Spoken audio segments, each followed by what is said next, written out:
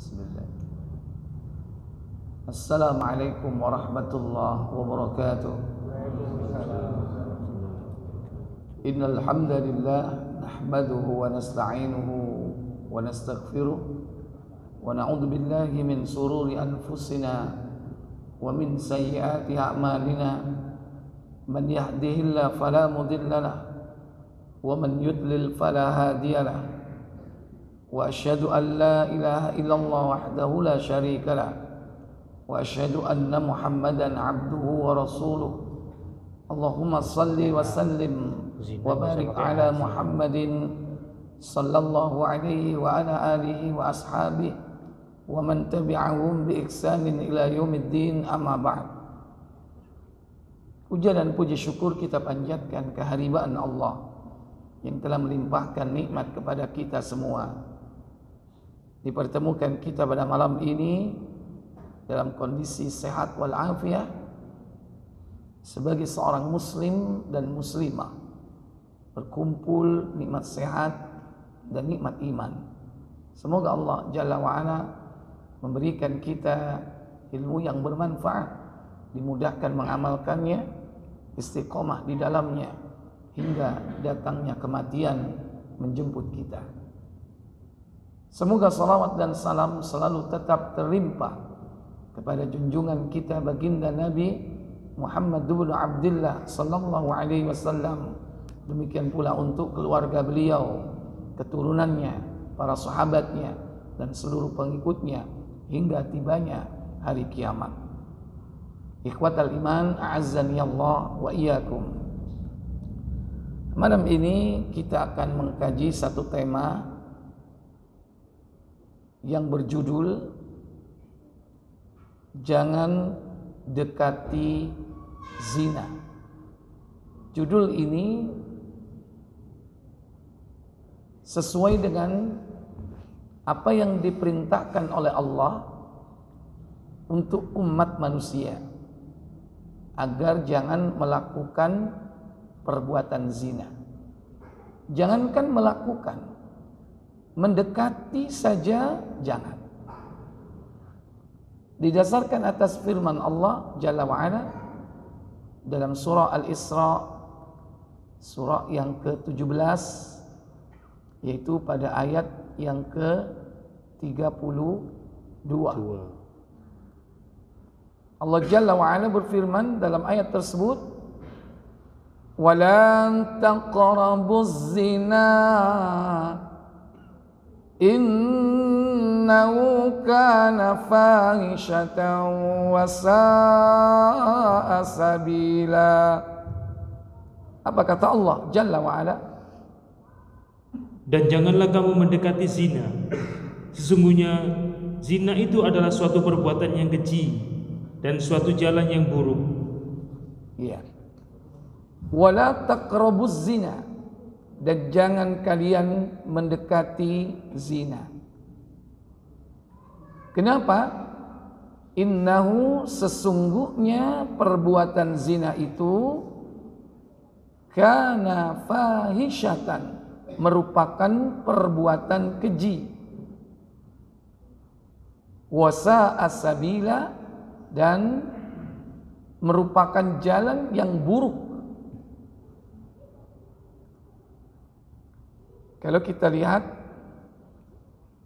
kalimat dalam ayat ini, la taqrabu, jangan kau dekati.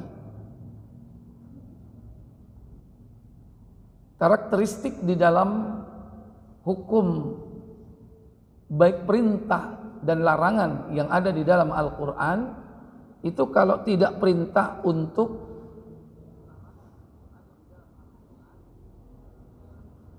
menjauhi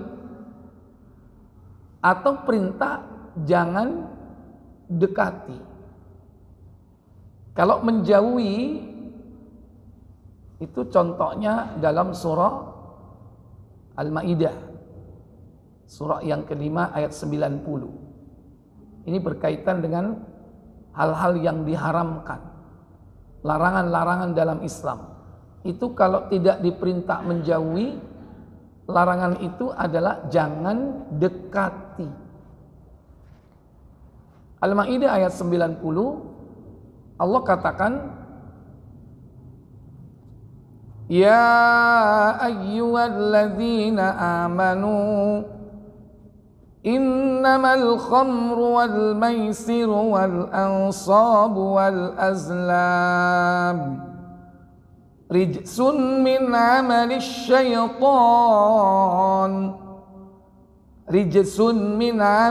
syaitan fajtanibuhu la'allakum tuflihun. Apa kata Allah? Hai orang-orang yang beriman, sesungguhnya meminum khamr, berjudi, berkorban untuk berhala, mengundi nasib dengan panah adalah termasuk perbuatan syaitan. Maka jauhilah perbuatan-perbuatan itu agar kamu mendapat keberuntungan. Ya. Ini bentuk yang pertama yang berkaitan dengan larangan-larangan di dalam Islam, yaitu perintah untuk menjauhi. Di sini disebutkan apa? Khamr. Kemudian al-maisir, berjudi. Wal ansab, yaitu berkorban untuk berhala. Wal azlam, mengundi nasib dengan anak panah. Mengundi nasib ya. Untung-untungan, spekulasi. Semua itu kata Allah rijsun, najis, min amali syaitan, termasuk perbuatan syaitan. Fajtanibuhu, maka jauhi. Kalau perintah dalam ayat ini adalah disuruh menjauhi, berarti posisinya bagaimana? Dekat apa jauh? Jauhi, berarti posisinya itu dekat apa jauh? Dekat. Makanya lihat khamr, judi itu dekat dalam dunia kita. Khamr itu ada di mana-mana. Antum kalau mau ngecek di minimarket yang warna biru dan merah, ada yang khamr nggak di situ? Dekat nggak dengan dunia kita? Dekat. Atau orang mudah untuk membuat khamr itu gampang. Dengan bahan yang ada di sekitar rumah kita atau yang ada di dalam rumah kita bisa. Judi juga begitu. Orang kalau udah mental judi, dimanapun dia bisa berjudi.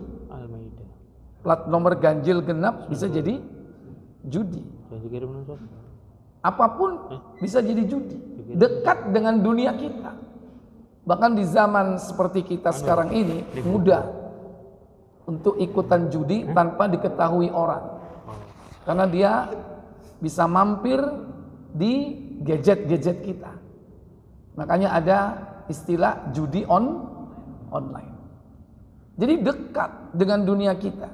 Makanya perintah Allah itu apa? Jauhi. Beda dengan zina. Zina di situ kalimatnya apa? Wala taqrabu, la taqrabu. Jangan kau dekati. Berarti pengertiannya bagaimana? Kalau jangan dekati, posisinya jauh apa dekat? Kalau jangan dekati itu posisinya jauh apa dekat? Jauh. Hah? Jangan dekati. Posisinya jauh. Itu logikanya. Kalau Allah katakan jangan kau dekati, sebetulnya zina itu jauh. Artinya jauh itu bagaimana? Untuk orang melakukan zina itu butuh tahapan-tahapan.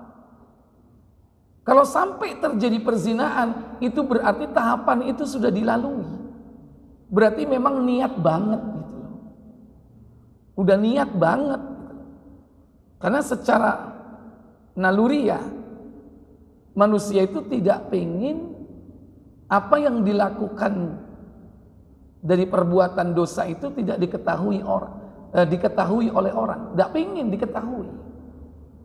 Karena Nabi sendiri itu sudah mengatakan dosa itu maha kafi nafsika wa karihta ayatli'a alaihin nasu. Dosa itu apa yang membuat hatimu ragu, bimbang, gak enak.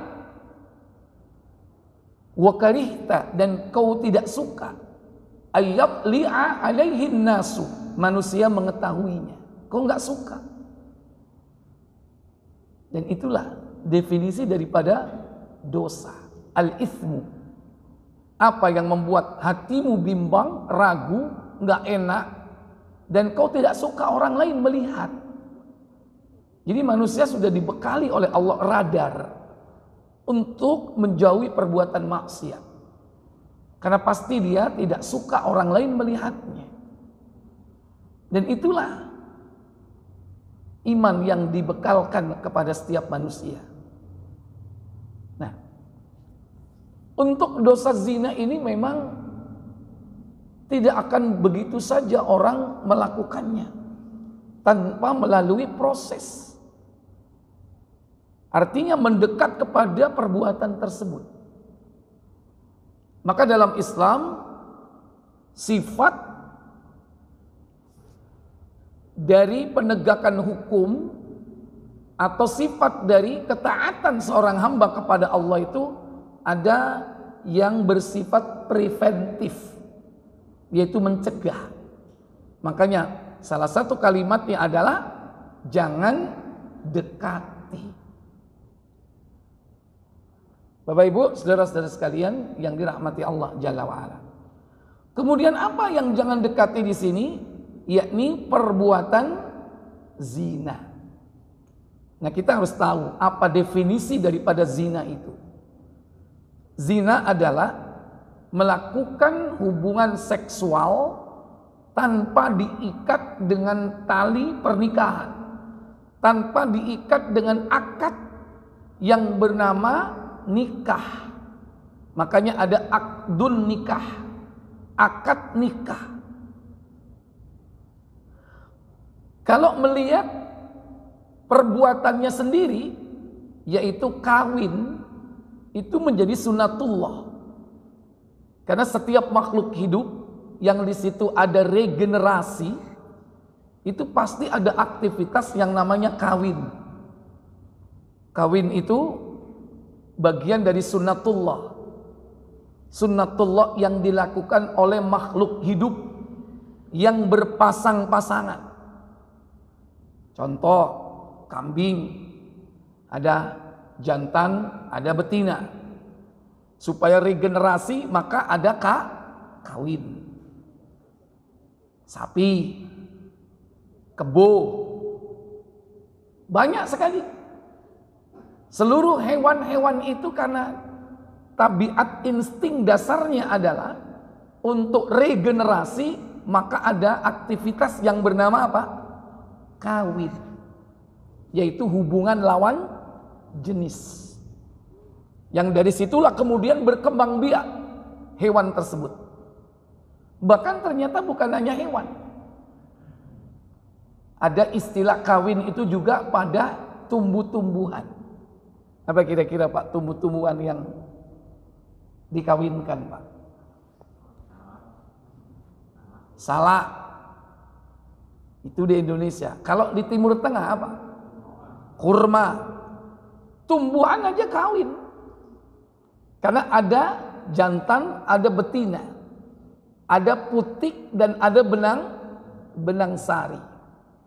Bertemu. Itu pertemuannya bisa secara alami, bisa secara sengaja dilakukan, yakni kawin.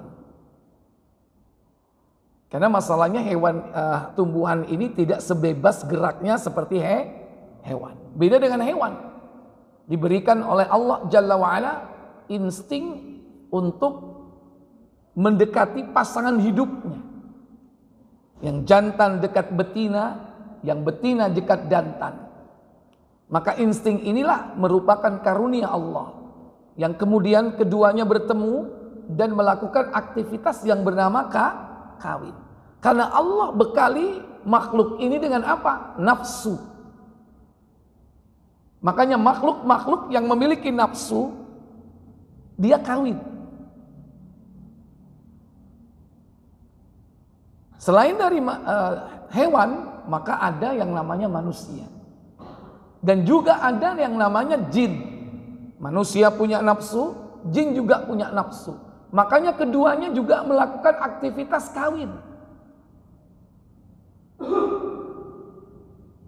Sebagaimana hewan juga. Cuman perbedaannya, Bapak Ibu, saudara-saudara sekalian, karena kedua makhluk jin dan manusia ini diperintah oleh Allah mengabdi kepada Allah, wa ma khalaqtul jinna wal insa illa liya'budun, maka pengabdian itu adalah dalam rangka untuk mentaati aturan-aturan Allah. Baik aturan itu berupa ibadah ritual atau aturan-aturan muamalah, berhubungan antara satu dengan yang lain, itu ada aturannya.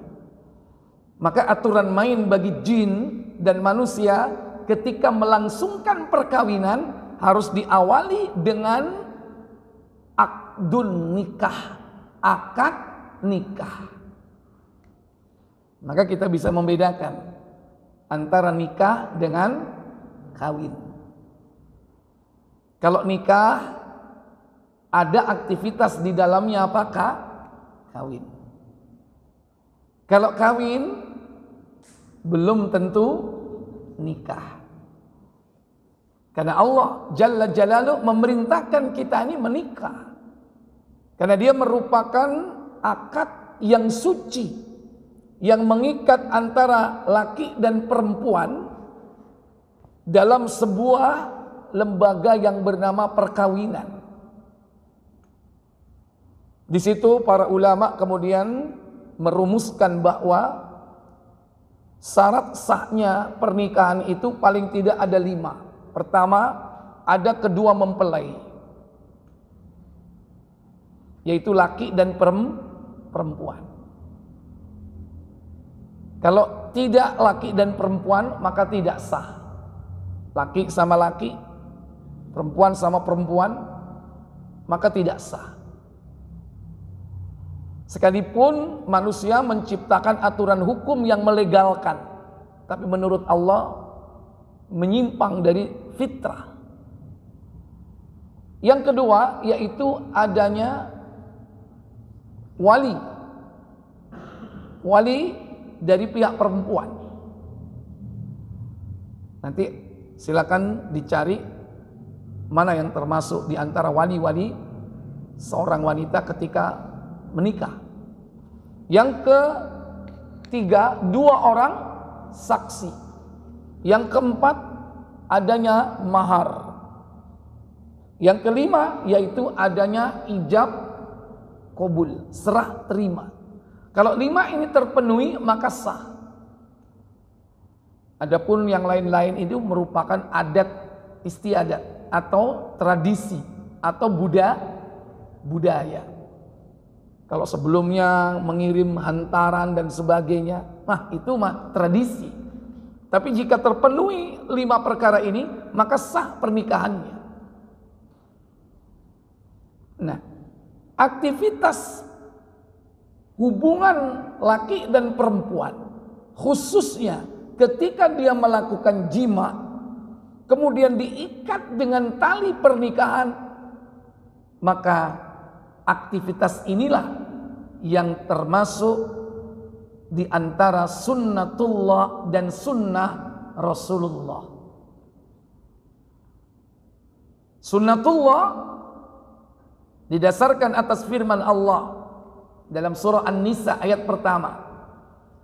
Ya ayyuhan nasu taqu rabbakumul ladzi khalaqakum min nafsin wahidah wa khalaqa minha zawjaha wa batha minhuma rijalan katsiran wa nisaa'a wattaqullaha alladzi tasaaluna bi wal arham innallaha kana 'alaikum raqiba. Apa kata Allah? Hai sekalian manusia, bertakwalah kepada Rabb-Mu yang telah menciptakan kamu dari seorang diri, dan daripadanya Allah menciptakan istri. Daripada keduanya Allah memperkembangbiakkan laki-laki dan perempuan yang banyak. Dan bertakwalah kepada Allah yang dengan mempergunakan namanya kamu saling meminta satu sama lain, dan peliharalah hubungan silaturahim. Sesungguhnya Allah selalu menjaga dan mengawasi kamu. Iya.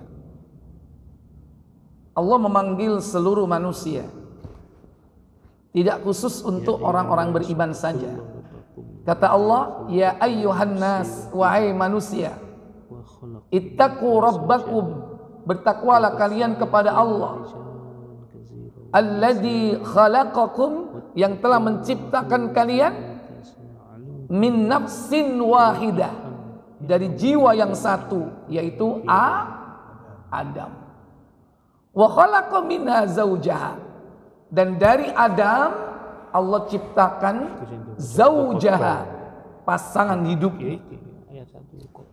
Wa batha minhuma, dan dari keduanya ini Allah kembangbiakkan rijalan katsiran wa nisaan, laki-laki dan perempuan yang banyak, maka beranak pinak hingga sehari ini. Wattaqullah, dan bertakwalah kalian kepada Allah, alladzi tasaaluna bihi wal arham, yang kalian atas nama Allah saling meminta satu dengan yang lain.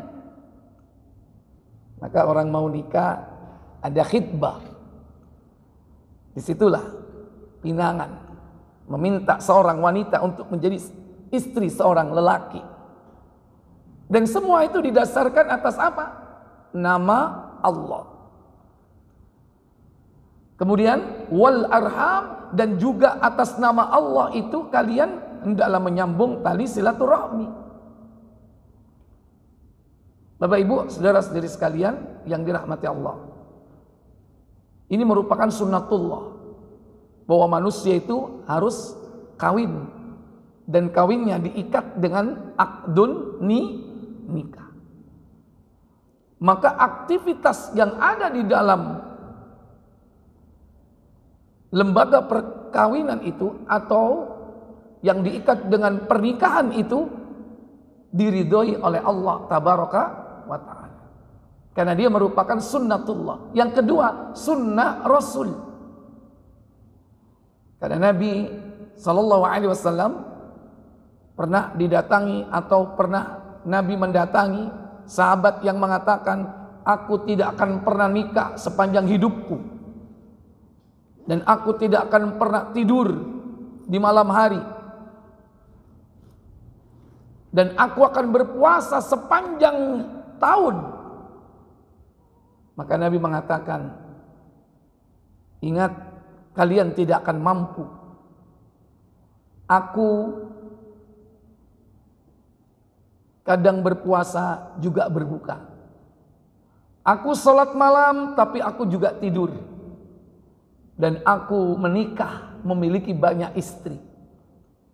Dari situlah kemudian Nabi mengatakan, an-nikahu sunnati, nikah itu adalah sunnahku.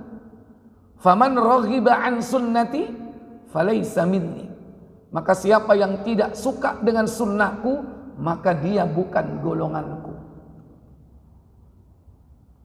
Maka nikah ini merupakan sunnatullah dan sunnah Rasul sallallahu alaihi wasallam. Maka wajib bagi mereka yang sudah waktunya untuk melangsungkan akdun nikah, dalam rangka untuk apa? Melegalkan aktivitas kawinnya. Karena manusia ini diberikan oleh Allah libido, yakni kecenderungan seksual, suka lawan jenis. Maka itu harus diatur di dalam Islam, tidak boleh sembarangan. Ketika aktivitas seksual ini tidak diikat dengan pernikahan, maka itulah yang disebut dengan zina. Bedanya cuma itu, aktivitasnya sama Bapak Ibu, nggak ada bedanya. Cuman satunya legal, satunya ilegal. Satunya Tidak diridhoi Allah, satunya diridhoi Allah.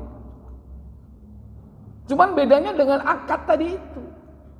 Kalau seluruh aktivitasnya sama. Walaupun ada yang mengatakan beda Ustadz, kalau tidak dilegalkan itu celingak-celingu. Takut dosa. Karena memang fitrah manusia itu, dia pingin mendapatkan ketenangan hidup. Jangan sampai manusia itu hidupnya tidak tenang ketika dia melakukan perbuatan yang menurut aturan universal bahwa itu merupakan perbuatan dosa.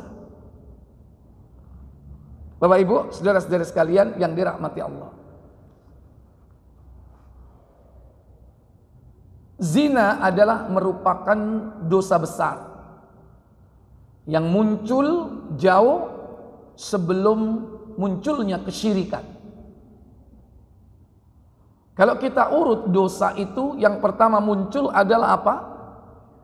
Membunuh, bukan syirik. Dosa yang dilakukan oleh Qabil terhadap Habil. Ketika itu belum ada kesyirikan. Zaman Nabi Adam belum ada syirik. Setelah Adam ada Idris, belum ada syirik.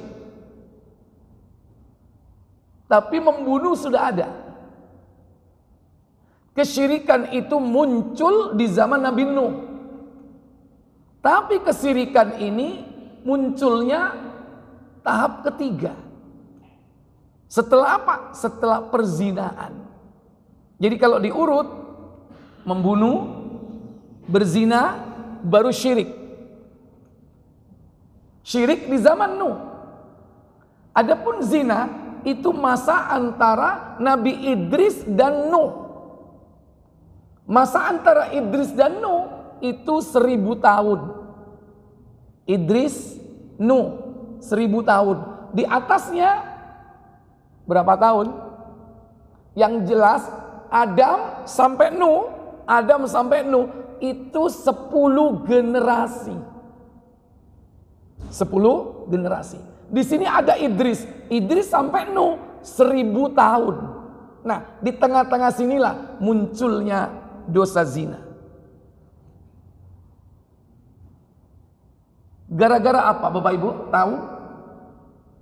Seruling. Gara-gara manusia itu mendekati perbuatan itu. Apa pemicunya? Yaitu mereka berkumpul. Terjadi ikhtilat, percampur bauran laki dan perempuan, namanya ikhtilat. Gara-gara apa mereka ini melakukan ikhtilat? Karena mendengarkan konser. Konser apa? Konser musik. Musik apa? Musik pertama kali yang diciptakan oleh iblis apa? Siapa yang tahu? Ngacung. Ngacung dulu. Seruling 100. Mana hadiahnya Pak? Di mobil. Di mobil, gak tahu di kowo. Sama namanya Pak? Pak Salim, ingat-ingat ya. Hadiahnya di mobil Pak. Gak tahu itu kunci T atau apa gak tahu Pak. Katanya di mobil Pak. Bu kunci T, bu apa? Gembok tak karu. Ya nanti dibagikan ke Pak Salim ya. Ya. Jadi ternyata musik pertama kali yang diciptakan oleh iblis adalah seruling. Itulah pemicu munculnya dosa zina pertama. Didasarkan atas penjelasan oleh para mufassir di dalam Al-Quran surah Al-Ahzab, surah yang ke-33,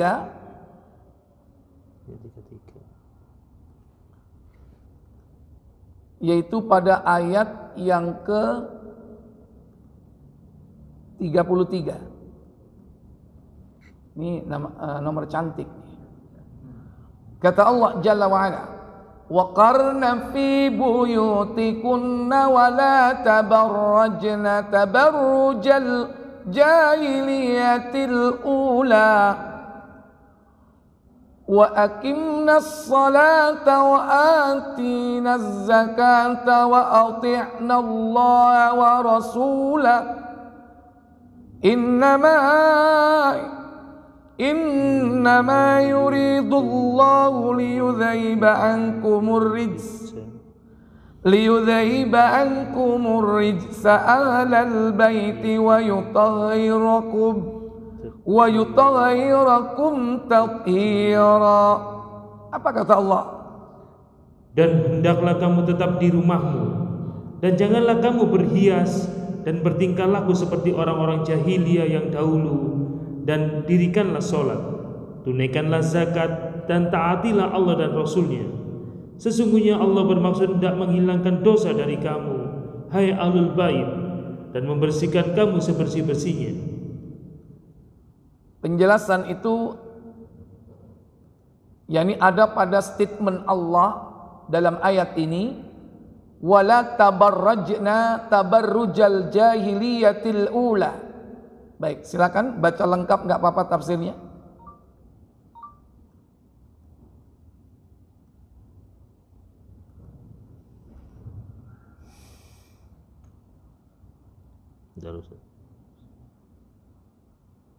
Al-Ahzab 33 ayat 33 ya. Dan hendaklah kamu tetap di rumahmu. Maksudnya, diamlah kamu di rumahmu dan janganlah keluar rumah kecuali karena suatu keperluan. Iya, kenapa? Di antara penyebab perbuatan zina itu karena wanita ini tidak terkontrol keluar masuk rumahnya. Apalagi hobinya di luar rumah. Karena Allah perintahkan wanita itu tetap tinggal di rumah. Wanita lebih bertakwa kepada Allah, dan kerusakan itu lebih teredam apabila apa? Sedikit wanita yang keluar rumah. Bukan berarti tidak boleh keluar rumah, boleh asal ada apa? Keperluan. Ada hajat syar'i. Di antara hajat syar'i kemana? Ilal masjid, untuk menegakkan sholat. Sekalipun wanita harus tahu diri bahwa sholat terbaik baginya adalah di mana? Di rumah. Akan tetapi suami tidak boleh melarang istri jika dia mau sholat ke masjid. Hajat syar'i yang kedua, contoh talabul ilm, menuntut ilmu, boleh. Tapi kalau nggak ada keperluan hajat yang syar'i, sumpak nang oma, kepingin dolen, melaku nang mall, itu syar'i atau tidak? Nggak syar'i. Dan disitulah awal muasal terjadinya perzinahan. Karena sebelum zina itu terjadi diawali dengan muqaddimah zina. Apa muqaddimah zina? Campur baur. Melihat, mendengar, berbicara, menyentuh, berjalan. Itu muqaddimah daripada zina. Sebagaimana Nabi bersabda dalam hadis Muslim di nomor 2282 kalau tidak salah, yaitu tentang zina dan takdir.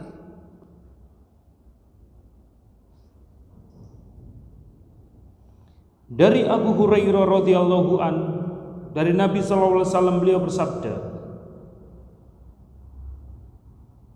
nasib anak Adam mengenai zina telah ditetapkan. Tidak mustahil dia pernah melakukannya. Terus, dua mata zinanya memandang. wal ainani yazniyan, dua mata itu berzina. Wa zinahuman nadhar, zinanya adalah melihat. Terus, dua telinga zinanya mendengar. iya. Wal udhunani yazniyan, dua telinga itu berzina. Wa zinahuma istima', zinanya adalah mendengar. Kemudian lidah zinanya berkata. Wal lisanu yazni, dan lidah itu berzina. Zinanya apa? Zinahul kalam. Zinanya adalah berkata, berbicara. Terus, tangan zinanya memegang atau meraba. ya salah ini, bukan memukul ya, tapi apa? Memegang. Meraba juga boleh, bukan boleh masuk maksudnya ya. Nah. Wal yadani yazniyan wa zinahuma al-batshu. Al-batshu bukan yadribu, bukan memukul, tapi al-batshu menyentuh, memegang dan sejenisnya. Bahkan kaki, apa kata Nabi? Kaki zinanya melangkah. Warijlani yazniyan wa zinahu yamshi. Zinanya kaki adalah berjalan menuju ke tempat maksiat. Janjian nang di kon. Alun-alun. Kemudian bahkan hati zinanya ingin dan rindu. ya, wal qalbu, hati juga yazni, dia berzina. Wa zinahu at-tamanni, zinanya adalah membayangkan, menginginkan, mengimajinasikan. Itu zina hati. Adapun faraj, apa kata Nabi? Sedangkan faraj atau kemaluan hanya mengikuti atau tidak mengikuti. Iya. Tergantung nanti dilanjutkan atau tidak. Maka faraj itu tergantung dari kemauan dan tekad semuanya itu. Maka celah-celah ini harus ditutup. Makanya dalam Islam secara preventif Allah mengatakan la taqrabu, jangan kau dekati. Ternyata semuanya dari sini. Mulai dari apa disebutkan di sini? Mata. Mulai dari mata. Makanya manusia diperintahkan untuk menundukkan pandangan dalam rangka apa? Menjauhi perbuatan zina dari mata dulu. Kata Allah dalam An-Nur 24. An-Nur 30 ayat 24. Wa kullil mu'minin yaghuddu min absarihim wa yahfadhu furujahum dzalika azka lahum. Apa kata Allah tabaraka wa taala? An-Nur kan 24 ayat 30. Kebalik.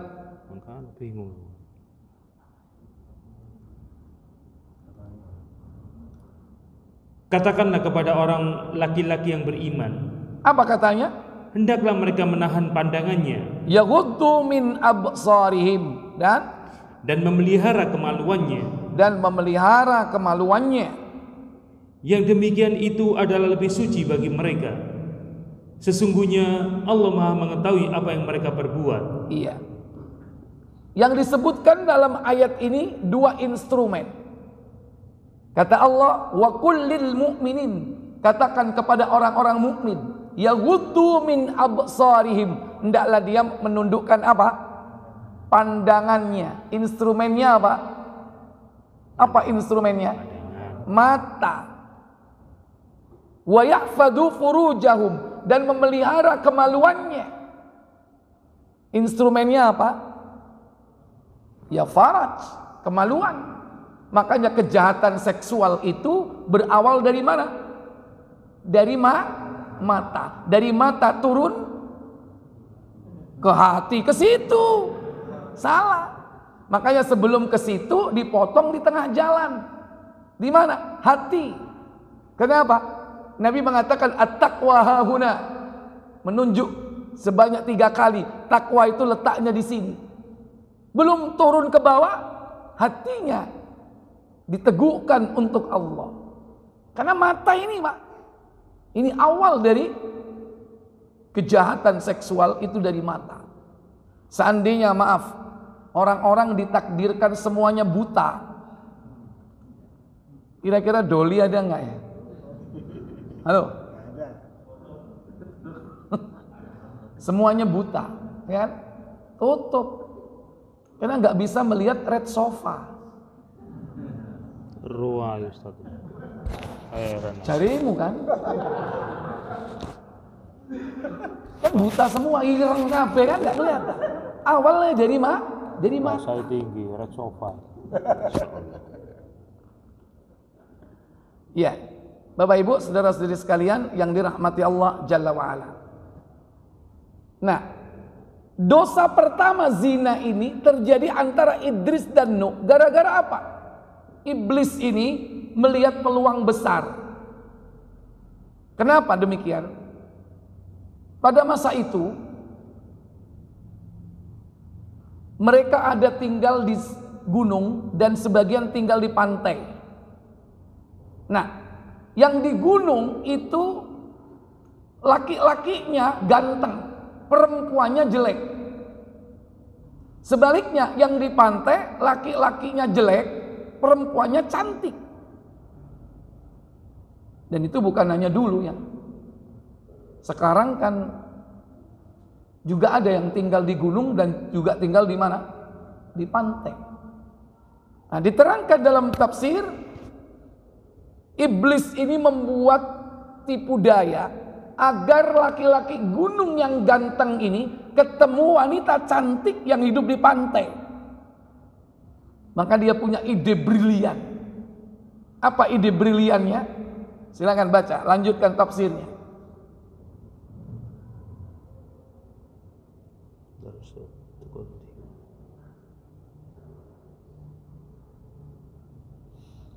Dan janganlah kau berhias dengan dandanan tabarruj jahiliyah. Langsung ke kalimat itu. Langsung ke itu. Iya. Dan janganlah kamu berhias dan bertingkah laku seperti orang-orang jahiliyah dahulu. Mujahid mengatakan bahwa dahulu di masa jahiliyah, wanita bila keluar berjalan di depan kaum pria, maka itulah yang dinamakan tingkah laku jahiliyah. Iya, tabarruj jahiliyah yaitu apa? Perempuan berjalan bersama laki-laki padahal bukan mahram. Itu termasuk tabarruj jahiliyah. Terus Qatadah mengatakan, apa kata Qatadah? Sehubungan dengan makna firman-Nya, dan janganlah kamu berhias dan bertingkah laku seperti orang-orang jahiliyah yang dahulu, yakni bila kalian keluar dari rumah. Dahulu wanita bila berjalan berlenggak-lenggok dengan langkah yang manja dan memikat. Ya, ternyata bukan hanya dulu. Sekarang juga wanita berjalan berlenggak-lenggok. Apalagi dibuat acara. Apalagi di atas catwalk. Masih ada kah? Masih. Lanjut. Lalu Allah SWT melarang hal tersebut. Muqatil telah mengatakan sehubungan dengan makna firman-Nya, dan janganlah kamu berhias dengan tingkah laku seperti orang-orang jahiliyah dahulu. At-tabarruj artinya mengenakan kain kerudung tanpa mengikatnya. Kalau diikat dapat menutupi kalung dan anting-antingnya serta lehernya. Jika tidak diikat, maka semuanya itu dapat kelihatan. Yang demikian itulah yang dinamakan tabarruj. Kemudian kitab larangan itu berlaku menyeluruh buat semua kaum wanita mukmin. Ibnu Jarir mengatakan, telah menceritakan kepadaku Ibnu Zuhair dari Ibnu Abbas radhiyallahu anhuma, disebutkan bahwa Ibnu Abbas membaca ayat ini, yaitu firman-Nya, dan janganlah kamu berhias dan bertingkah laku seperti orang-orang jahiliyah yang dahulu. Ibnu Abbas mengatakan bahwa munculnya tabarruj adalah di masa antara masa Nabi Nuh dan Nabi Idris. Antara masa Nabi Nuh dan Nabi Idris. Mestinya Nabi Idris sampai dengan Nabi Nuh.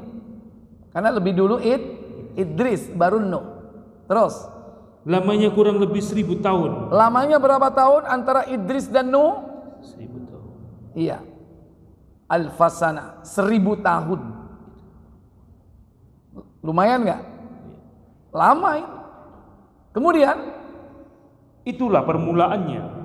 Sesungguhnya salah satu dari 2 kabilah keturunan Adam bertempat tinggal di daerah dataran rendah, sedangkan yang lainnya tinggal di daerah perbukitan. Nah, ada yang di daerah dataran tinggi, pegunungan, ada yang di daerah dataran rendah, dekat laut. Kemudian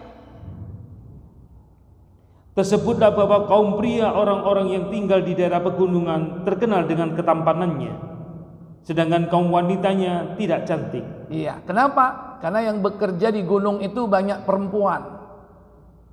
Ambil air perempuan ya. Bahkan bisa jadi di sawah itu perempuan atau di hutan. Sehingga apa? Perempuannya ini yang boros. Kecantikannya lebih cepat hilang. Tua. Sementara yang laki tidak seperti itu. Itu kebalikan dengan yang ada di dataran rendah atau dekat laut. Apa katanya? Lain halnya dengan mereka yang tinggal di daerah perbukitan. Kaum prianya bertampang jelek-jelek. Keliru itu. Di daerah pantai. Kaum prianya bertampang jelek-jelek, sedangkan kaum wanita cantik-cantik. Kenapa laki-lakinya jelek? Karena kan dia mencari ikan, nelayan. Sehingga apa? Sehingga sering terpapar sinar matahari, sehingga lebih cepat apa? Tua. Ada nggak nelayan perempuan? Sementara istrinya di rumah menunggu tangkapan. Kalau udah pulang dijual, dapat duit, beli paes. Paes. Apa paes itu, Bu? Ya beli kosmetik ya kalau sekarang ya kan. Jadi yang laki-laki itu jelek, yang perempuannya cantik-cantik. Lantas apa yang dilakukan oleh iblis ketika itu? Lalu iblis laknatullah mendatangi seorang lelaki dari kalangan penduduk dataran rendah dalam rupa seorang pelayan. Lalu ia menawarkan jasa pelayanannya kepadanya. Iblis menyamar sebagai seorang muda yang mau bekerja kepada seorang juragan yang hidup di dataran rendah. Dia menyamar sebagai seorang remaja yang mau bekerja melayani seorang juragan. Lantas dia menciptakan apa iblis ini? Akhirnya si iblis menjadi pelayan lelaki itu. Kemudian iblis membuat suatu alat musik yang semisal dengan apa yang biasa dipakai oleh para pengembala. Pengembala, alat musik yang biasa dipakai oleh para pengembala. Apa kira-kira kalau pengembala? Kan gambarnya masih ada kan? Dengan bawa atasnya caping, ya kan? Terus dia naik di atas apa? Kerbau. Alat apa itu? Seruling. Inilah alat musik pertama yang diciptakan oleh iblis. Jadi sebetulnya ide membuat alat musik itu awalnya dari siapa? Iblis. Dan iblis itu brilian. Makanya ahli-ahli musik itu brilian, cerdas-cerdas. Kenapa? Karena mereka dibantu inspirasinya oleh siapa? Oleh iblis. Iya, iblis. Dan iblis ini pandai membuat diversifikasi produk. Dalam perkembangannya nanti, alat musik itu bukan hanya ditiup. Ada yang diketuk, ada yang dipukul, ada yang dipetik, ada yang digesek. Itu cerdasnya iblis. Yang ditiup aja sudah bermacam-macam, ya kan? Bukan hanya seruling, ada apa? Ada harmonika, ada trompet, ada saksofon. Apalagi kalau yang niup sekarang Kenny G, ya kan? Antum seneng. Itu yang ditiup, belum yang digesek, belum yang diketuk, belum yang dipukul, yang dikampleng juga ada. Apa itu? Kendang. Kamplengi bendino ya. Itu semua ide-ide iblis. Ingat, pertama kali menciptakan iblis itu alat musik yaitu seruling. Nah, maka ditiuplah seruling itu oleh iblis. Lanjut. Alat tersebut dapat mengeluarkan bunyi-bunyian yang sangat merdu. Dan belum pernah orang-orang di masa itu mendengarkan suara seindah itu. Manusia ketika itu belum pernah ada yang mendengarkan suara seindah itu. Bahkan iblis jadi peniup seruling pertama. Belajar dari mana dia? Kalau bukan kecerdasan dia. Karena memang dia lebih tua. Lebih tua dari siapa? Lebih tua dari manusia, lebih tua dari Adam, lebih dulu ada daripada Adam. Adam terakhir. Dialah yang meniup pertama kali. Dialah yang menciptakan apa? Lagu dan nada-nada yang membuat orang terpesona. Sampai apa? Mereka akhirnya menikmati suara itu bersama-sama. Lanjut. Ketika suara musik iblis itu sampai terdengar oleh orang-orang yang ada di sekitarnya, maka berdatanglah mereka untuk mendengarkan suara musiknya. Lalu mereka membuat suatu hari raya setiap tahunnya, yang pada hari itu mereka berkumpul. Maka dibuatlah festival, yakni hari berkumpul, hari raya bagi mereka 1 tahun sekali, di mana mereka berkumpul, laki dan perempuan, baik yang dari gunung ataupun dari pantai. Untuk apa? Untuk menikmati indahnya suara seruling yang ditiup oleh anak gembala, yang tidak lain iblis yang sedang menyamar. Lanjut. Pada saat itu kaum wanita mereka menampakkan dirinya kepada kaum prianya dengan memakai perhiasan dan tingkah laku jahiliyah. Begitu pula sebaliknya, kaum pria mereka berhias diri untuk kaum wanitanya pada hari raya itu. Lalu ada seorang lelaki dari kalangan penduduk daerah pegunungan mendatangi hari raya mereka itu, dan ia melihat kaum wanita daerah dataran rendah cantik-cantik. Ia memberitahukan hal itu kepada teman-temannya di daerah pegunungan. Akhirnya mereka turun dari gunung dan bergaul dengan wanita daerah dataran rendah. Maka timbullah fahisya, perbuatan zina di kalangan mereka. Maka terjadilah perzinaan ketika laki-laki gunung yang ganteng-ganteng itu turun ke pantai bertemu dengan wanita-wanita cantik. Maka disitulah kemudian terjadi perzinaan pertama kali di muka bumi. Syirik belum ada ketika itu. Nabi Nuh belum diutus. Sudah terjadi perzinaan. Membunuh sudah, perzinaan sudah, baru ketiga muncul apa? Syirik. Makanya dalam Al-Quran 3 ini digabung. Walaupun urutannya tidak sama, tapi didahulukan syirik dulu. Kata Allah dalam surah Al-Furqan, surah yang ke-25, yaitu pada ayat yang ke-68. وَالَّذِينَ لَا يَدْعُونَ مَعَ اللَّهِ إِلَٰهًا آخَرَ وَلَا يَقْتُلُونَ النَّفْسَ الَّتِي حَرَّمَ اللَّهُ إِلَّا بِالْحَقِّ وَلَا يَزْنُونَ وَمَن يَفْعَلْ ذَلِكَ يَلْقَ أَثَامًا. Apa kata Allah? Dan orang-orang yang tidak menyembah ilah yang lain beserta Allah, dan tidak membunuh jiwa yang diharamkan Allah untuk membunuhnya kecuali dengan alasan yang benar, dan tidak berzina. Barang siapa yang melakukan yang demikian itu, niscaya dia mendapat pembalasan atas dosanya. Iya. Allah sebutkan di sini dosa pertama syirik. Baru kemudian yang kedua membunuh tanpa alasan yang hak. Baru kemudian apa? Zina. Wa may yaf'al dzalik, maka barang siapa yang melakukan dosa itu, syirik, membunuh jiwa tanpa alasan yang benar, kemudian berzina, yalqa athama, niscaya dia mendapatkan pembalasan dosanya itu. Pembalasan dosa di sini pertama, bahwa perbuatan ini adalah dosa.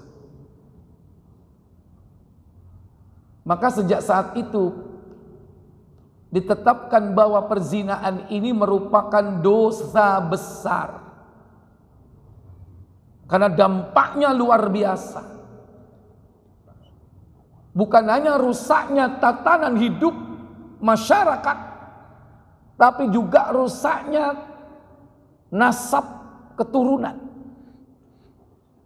Kalau nanti dari zina itu menghasilkan anak, sementara tumpahnya air itu tidak diawali dengan perjanjian agung mitsaqan ghalidha yang bernama nikah, maka hasil dari anak itu dia tidak memiliki nasab dengan si pemilik mani atau air. Maka dia tidak punya nasab dengan bapaknya. Dia hanya dihubungkan nasabnya dengan ibunya. Rusak atau tidak? Maka ketika bapak biologisnya meninggal, anak ini pun tidak mendapatkan waris atau harta warisan. Karena tidak punya nasab dengan bapaknya. Jadi kasihan anak-anak seperti itu. Belum nanti harus menanggung rasa malu jika ternyata ketahuan bahwa dia dulu adalah anak yang dilahirkan tanpa melalui proses nikah, atau orang sekarang istilahnya anak apa? Anak apa? Anak haram. Orang akan merasa malu. Belum lagi nanti kerusakan yang timbul apa?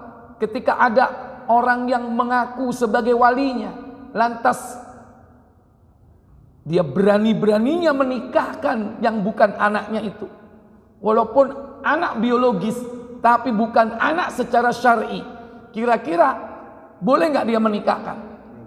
Nggak boleh bapak biologisnya menikahkan, karena dia bukan bapaknya secara sah. Maka pernikahannya jadi apa? Tidak sah. Kalau pernikahannya tidak sah, maka berzina hubungan antara anak perempuan itu dengan suaminya. Ini kerusakannya luar biasa, perbuatan zina itu. Makanya disebutkan dalam ayat ini, dia merupakan perbuatan dosa. Dan kalau ini dilakukan, niscaya akan diberikan oleh Allah balasan. Apa balasannya? Pertama, hukum syar'iyah. Yang kedua, hukum qadariyah. Apa hukum syar'iyah? Hukum syar'iyah yaitu hukum yang ditetapkan berdasarkan kitabullah. Barang siapa yang melakukan perbuatan zina, maka dia harus dihukum sebagai bentuk pertobatan dan dalam rangka untuk menegakkan keadilan, keamanan, dan ketentraman kehidupan umat manusia. Maka Allah turunkan hukum syar'iyah. Apa hukum syar'iyah? Yang pertama, cambuk. Yang kedua, rajam. Untuk siapa? Maka mereka yang melakukan zina sementara dia belum pernah menikah, maka dia cukup dicambuk 100 kali cambuk dan juga diasingkan setahun. Adapun mereka yang sudah pernah menikah, maka hukumannya adalah cambuk 100 kali dan rajam sampai mati. Didasarkan atas firman Allah dan juga sabda Rasul sallallahu alaihi wasallam. Pertama, yaitu di dalam Sahih Muslim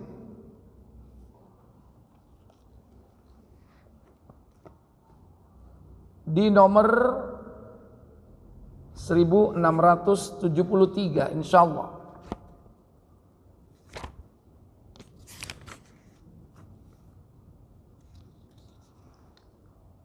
Dari Ubadah bin Samit radhiyallahu an, ia berkata, apa katanya?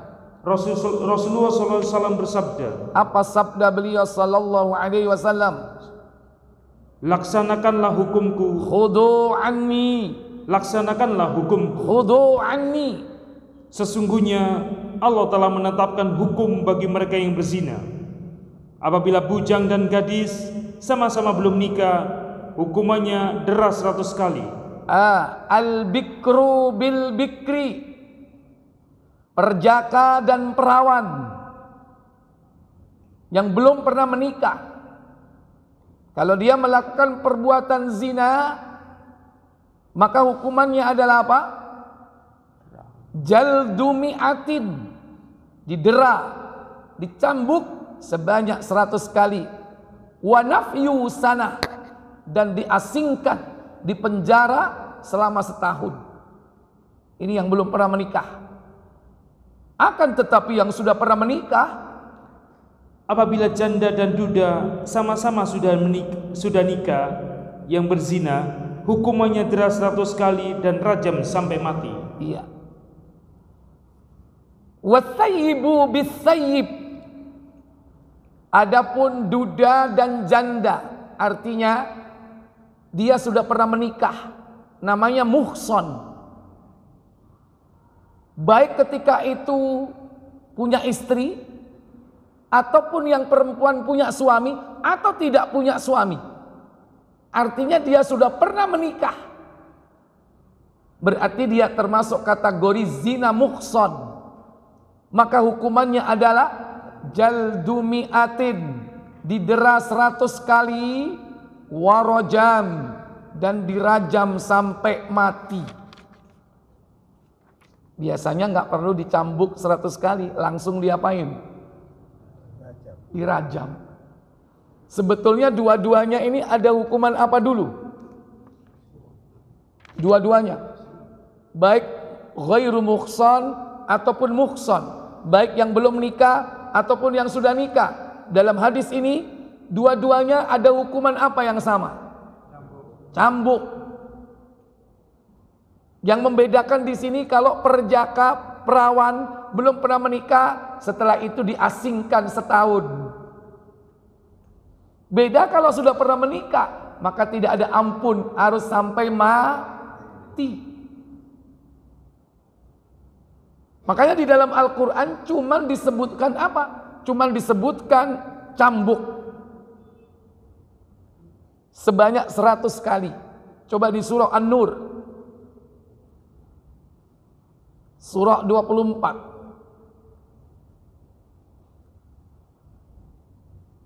Itu pada ayat yang kedua insyaallah.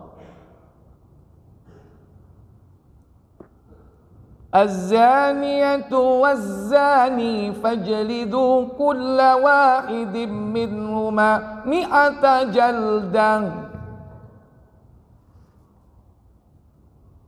ولا تأخذكم بما رأفة في دين الله إن كنتم تؤمنون بالله واليوم الآخر وليشهد عذابهما طائفة من المؤمنين.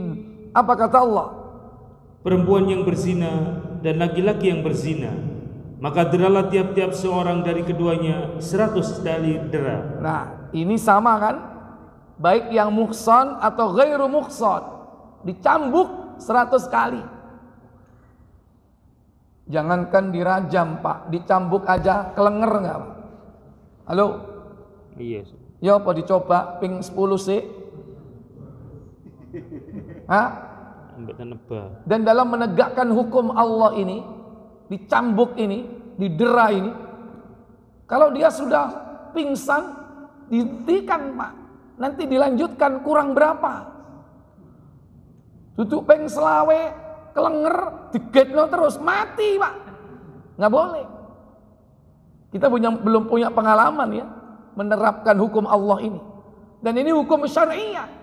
Ketika hukum syariah ini ditegakkan, maka Allah hindarkan manusia dari hukum qadariyah. Apa hukum qadariyah? Hukum qadariyah adalah bencana alam. Makanya di suatu negeri kalau ada bencana, entah itu banjir, longsor, kebakaran, apapun, itu bisa jadi karena perbuatan dosa manusia. Di antara perbuatan dosanya itu, yakni apa? Zina. Karena di tempat itu tidak ditegakkan hukum Allah, Allah timpakan hukum qadariyah.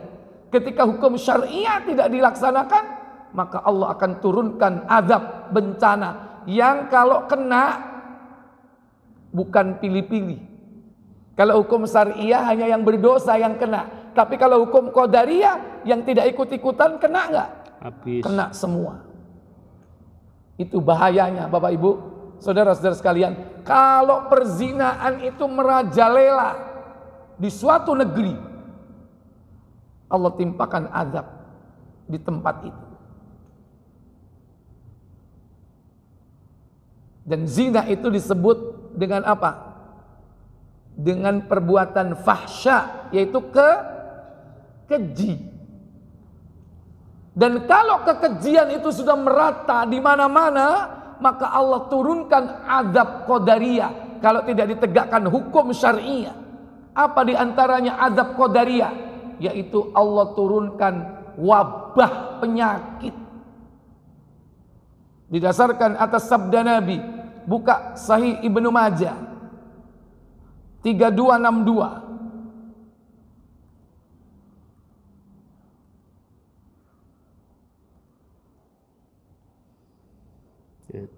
Hadis ini cukup panjang, ada beberapa poin di situ, yaitu 5 dosa ya.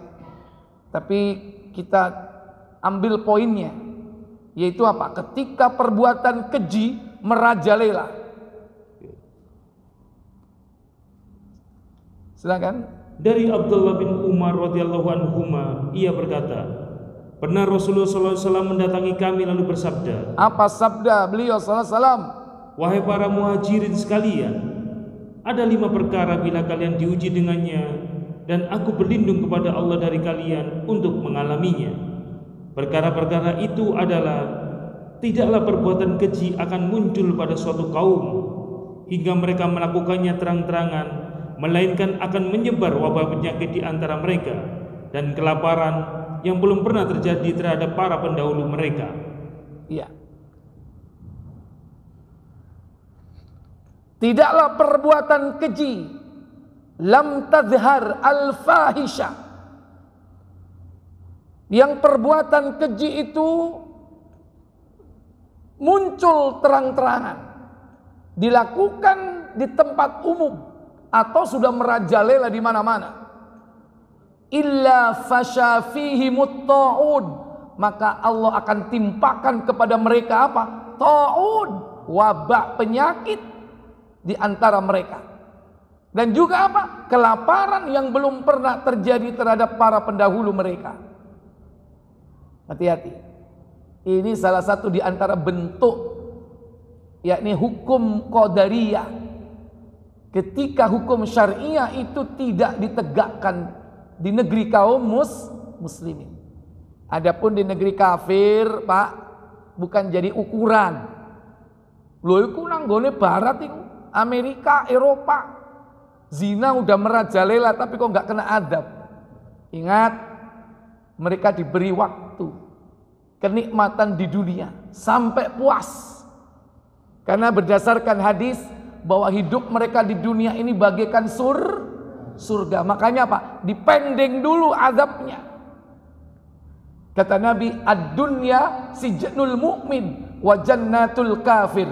Dunia itu penjara buat orang mukmin, tapi bagi orang kafir apa? Surga, jannatul kafir. Makanya di negeri-negeri kafir masih mereka merasa aman, padahal mereka sudah melakukan semua kedurjanaan, zina, homo, apalagi membunuh, mencuri, semua dilakukan, bahkan kesyirikan. Tapi negeri mereka masih diberi aman.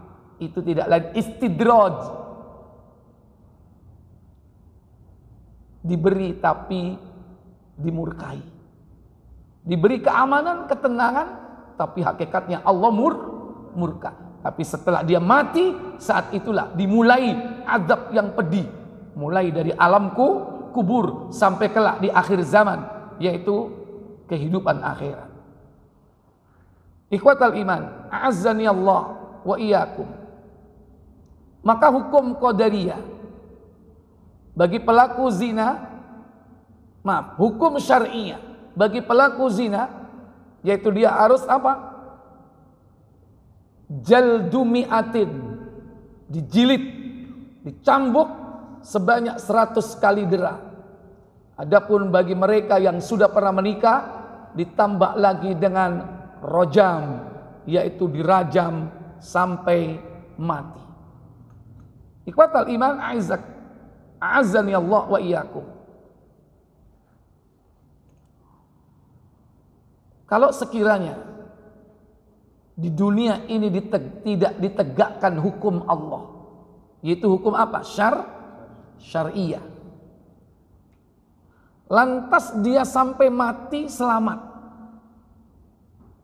Artinya dia tidak dirajam, orang muslim ini yang melakukan zina sampai mati tidak ditegakkan atasnya hukuman Allah secara syar'i, bukan berarti urusan selesai.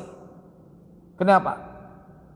Karena dia dinantikan dengan azab Allah yang lebih pedih dari hukuman di dunia.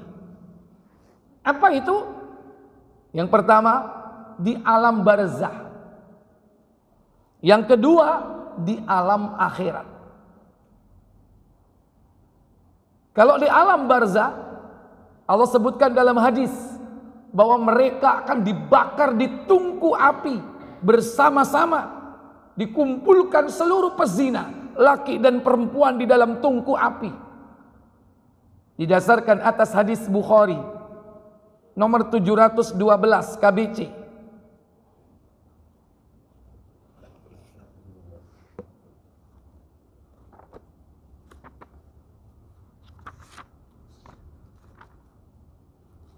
Ana belum bisa menampilkan untuk Bukhari, tapi antum baca di kitabnya. 712.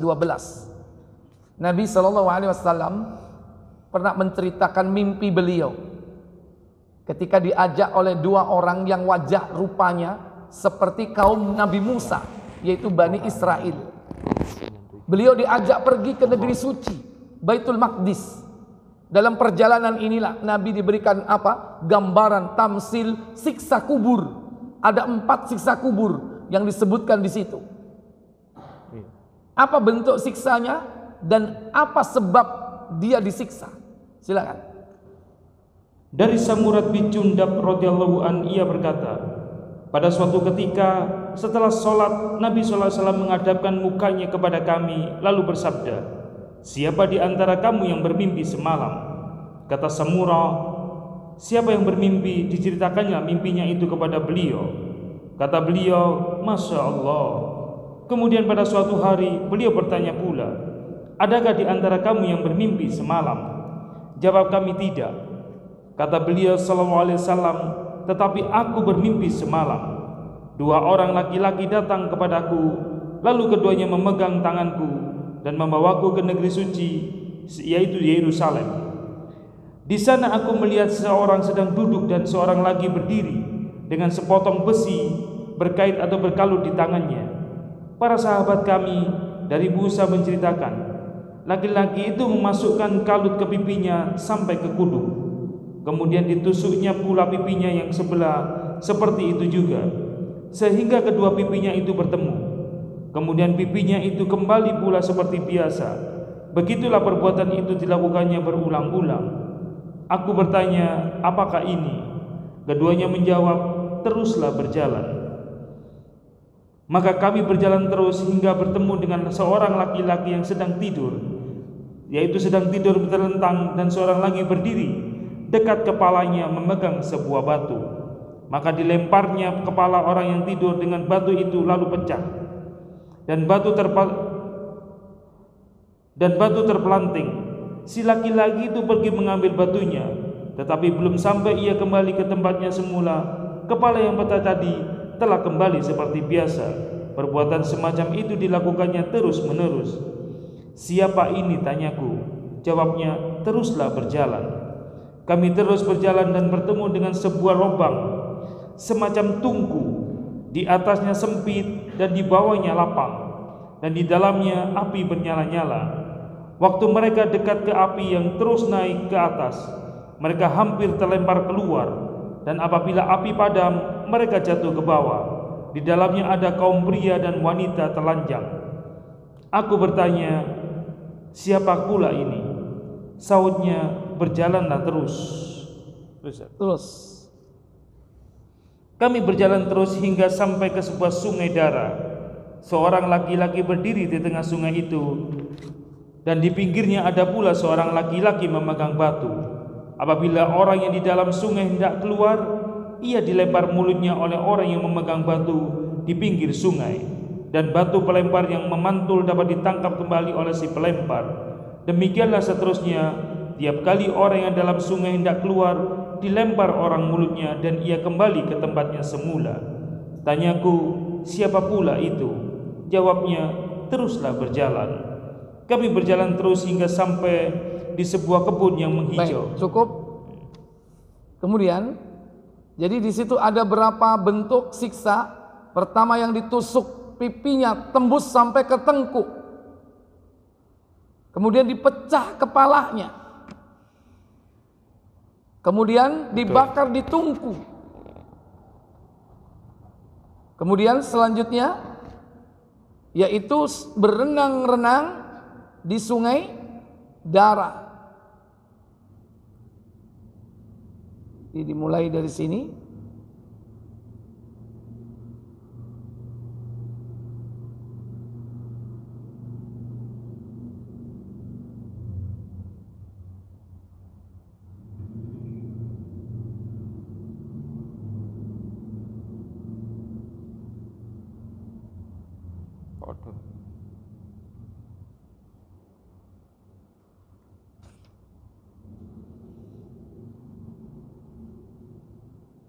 Ya, ini siksanya. Kemudian jawabannya apa? Lanjut mulai dari adapun yang kamu lihat mulutnya ditusuk dengan besi. Siapa mereka? Silakan.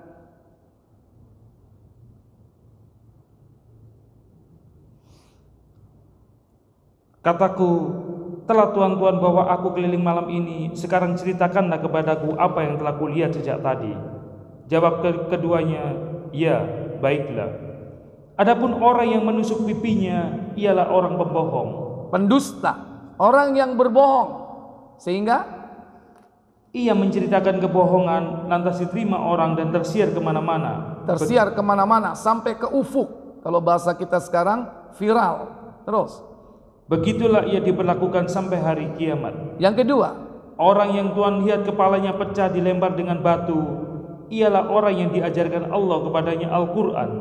Lantas ia tidur saja malam hari dan tidak pernah mengamalkannya kalau di siang hari. iya, orang yang dipecah kepalanya berturut terus menerus sampai kiamat. Orang yang diberi oleh Allah kemampuan membaca Al-Quran tetapi dia tidak membacanya, sementara tidur di malam hari dan siang hari tidak mengamalkannya. Yang ketiga, orang-orang yang Tuhan lihat berada di dalam lubang ialah orang-orang pezina. Pezina, yaitu di mana? Di tungku api yang mereka dibakar bersama-sama. Dan kemudian yang keempat, dan orang yang berada di dalam sungai darah ialah orang yang memakan riba. iya, yaitu pemakan riba. Oleh karena itu, ancaman bagi pezina kalau dia terbebas di dunia ini dari hukuman rajam atau cambuk, maka belum tentu dia selamat untuk di alam kuburnya. Bagaimana di akhiratnya? Kata Allah dalam surah Al-Furqan, yaitu surah yang ke-25 pada ayat yang ke-69. Allah katakan, yudha'af lahul adabu yawmal qiyamah wa yakhlud fi muhana. Apa katanya? 65. 69. Surat 25 ayat 69. yakni akan dilipat gandakan azab untuknya pada hari kiamat, dan dia akan kekal dalam azab itu dalam keadaan terhina. Iya, Allah akan lipat gandakan azabnya kelak kapan? Di hari kiamat. Ini kaitannya dengan ayat 68 sebelumnya tentang syirik, membunuh dan berzina. Kalau dia tidak ditegakkan hukum syariah di dunia, maka ditegakkan hukum di akhirat, dan itu lebih pedih hukuman di akhirat, yaitu siksa yang dilakukan oleh malaikat Zabaniyah. Bapak Ibu, saudara-saudari sekalian yang dirahmati Allah Jalla wa Ala. Oleh karena itu, tidak ada solusi bagi orang yang dekat dengan perbuatan zina ini melainkan an-nikah, yaitu menikah. Dan di dalam Islam Allah memberi peluang sampai 4. Melek kon. Agar apa? Agar jangan sampai orang itu berbuat zina. Karena prinsip orang sekarang kadang apa? Kamu nggak apa-apa zina, yang penting jangan nikah lagi. Ada itu orang yang berprinsip seperti itu. Yang penting aku nggak tahu, yang penting aku nggak lihat. Kamu zina aja, yang penting kamu tetap duitnya pulang ke rumah. Terserah kamu. Ini pola pikir yang berbahaya. Dan ini berasal dari orang kafir. Orang kafir itu memang mempertahankan pernikahannya sampai mati, walaupun terjadi prahara di dalam rumah tangganya, mereka nggak akan bercerai. Tapi urusan perzinaan, mereka tidak punya konsep bagaimana Allah mengancam mereka dengan azab yang pedih. Bagi mereka asal tidak mengganggu orang lain. Bagi mereka prinsipnya apa? Like in apa?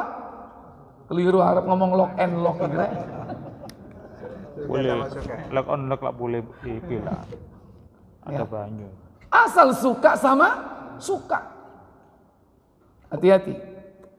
Kaum muslimin jangan mengikuti pola hidup orang kafir. Karena Allah Jalla wa'ala sudah memberikan sarana untuk menyalurkan insting biologis, syahwat yang mungkin menggebu-gebu. Maka dengan nikah. Bukan melakukan zina. Maaf. Mending kau menikah lagi walaupun istrimu tidak tahu, daripada sekali saja kau melakukan zina. Kenapa? Dosa zina kalau tidak tobat dengan tobat nasuha, itu bisa merusak kebahagiaan rumah tangga. Wa man a'rada an dzikrihi fa inna lahu ma'isyatan dongka. Siapa yang berpaling dari peringatan dariku, akan aku beri penghidupan yang sempit. Apa penghidupan yang sempit? Hidupnya susah. Rezeki seret, hidup enggak tenang, ada aja masalah. Kenapa? Karena yang laki berbuat zina dan dia pandai menutupinya. Istrinya tidak tahu, tapi menyimpan bara api yang setiap saat, sewaktu-waktu bisa meledak bara api itu.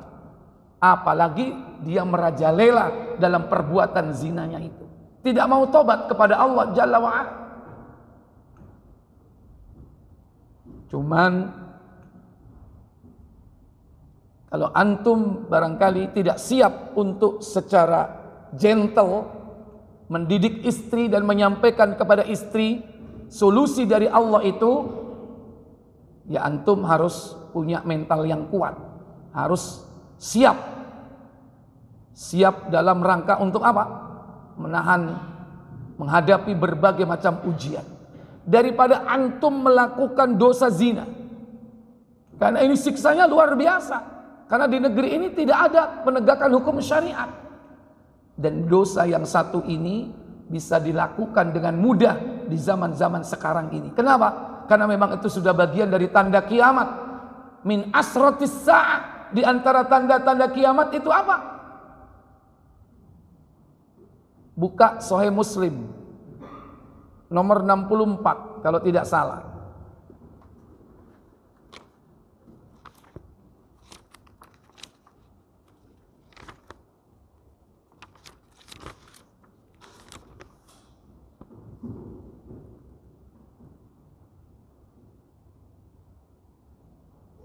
Amalan paling utama Kan?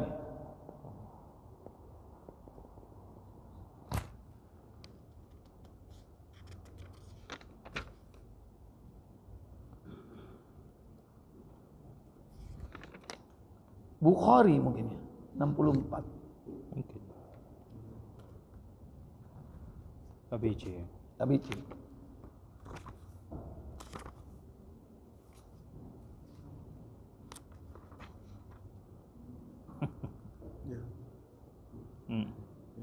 Tapi bahasanya jelek. Kenapa? Persundalan. Itu bahasa Malaysia, tapi nggak apa-apa dibaca. Dari Anas bin Malik radhiyallahu an, ia berkata, Apa katanya? akan kusampaikan kepada anda sebuah hadis yang tidak akan disampaikan orang kepadamu sepeninggalku. Saya mendengar Rasulullah SAW bersabda, di antara tanda-tanda kiamat ialah berkurangnya ilmu. Yang pertama, min asratis sa'ah, di antara tanda-tanda kiamat itu apa? Wa yurfa'al ilmu. Ilmu diangkat oleh Allah. Bagaimana Allah mengangkat ilmu? Biqatbil ulama, dengan mewafatkan para ulama. Itu ilmu diangkat.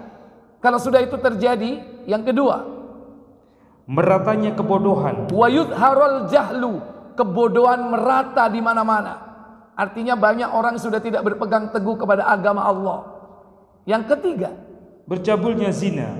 wa yabsuwaz zina, bercabulnya zina. Maksud begitu?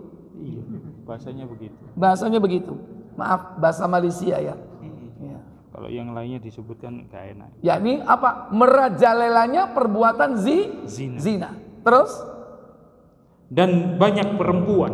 Banyak perempuan. Sehingga perbandingannya Sedikit laki-laki, sehingga bagi 50 perempuan hanya seorang pengawalnya. iya. Dari satu laki-laki ada 50 orang. Kalau sudah jumlah tidak seimbang seperti itu, peluang zinanya besar atau sedikit? Besar atau sedikit? Besar. Taruh aja sekarang belum sampai 1:50, 1:25. Seandainya setiap lelaki beristri 4, umpama, dan itu tidak mungkin, seandainya, berarti kurang, yang lainnya berapa? Yang 21 kemana? Yang 21 kemana? Ada yang jawab nganggur. Ya. Artinya apa? Pada saat itu terjadi, jumlah laki dan perempuan tidak seimbang. Mereka berlomba-lomba untuk mendapatkan seorang lelaki yang menjadi suami. Berarti saingannya ketat atau tidak? Kalau sudah saingan ketat, bisa jadi dia akan banting Tulang. banting harga, menurunkan nilai dan martabat kewanitaannya. Apa contohnya? Yang mestinya dijilbabi, ditutup auratnya, karena daya saingnya tinggi, persaingannya ketat, akhirnya diapain? Dilepas. Gara-gara kena suara temannya, lo itu cantik, ngapain berjilbab? Udah lepas aja, biar cepet laku. Lihat lo, rambutmu cantik. Lihat lo. Nah, mulai kena syaitan. Dilepaslah jilbab. Dan dari sinilah awal muasal dari perzinaan. Dari mata, dari telinga, dari mulut, dari tangan, dari kaki. Muqaddimah dulu. Kalau tahapan ini sudah dilalui, akhirnya dia melakukan perbuatan itu. Bapak Ibu, saudara-saudara sekalian yang dirahmati Allah Jalla wa'ala, Islam adalah agama yang memberikan solusi untuk kehidupan umat manusia agar hidupnya menjadi tentram, tenang, batinnya merasakan kebahagiaan.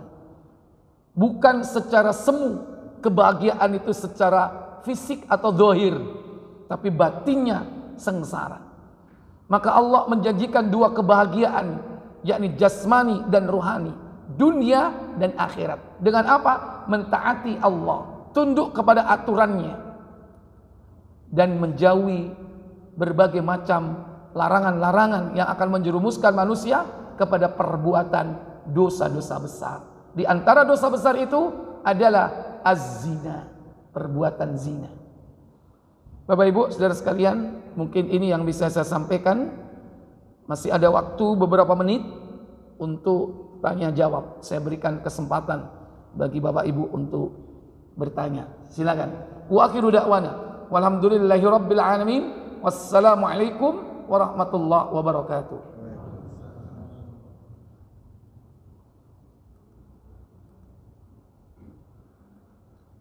Silakan, Pak.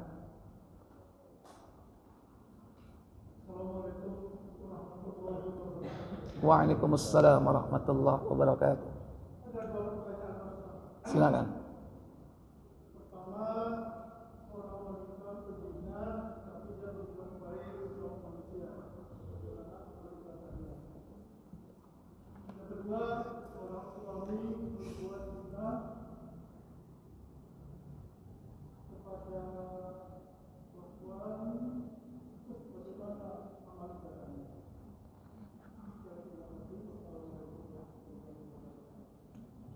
Iya. Jadi ini kasus laki berzina, perempuan juga berzina.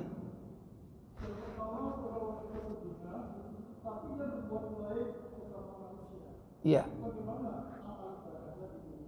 Iya.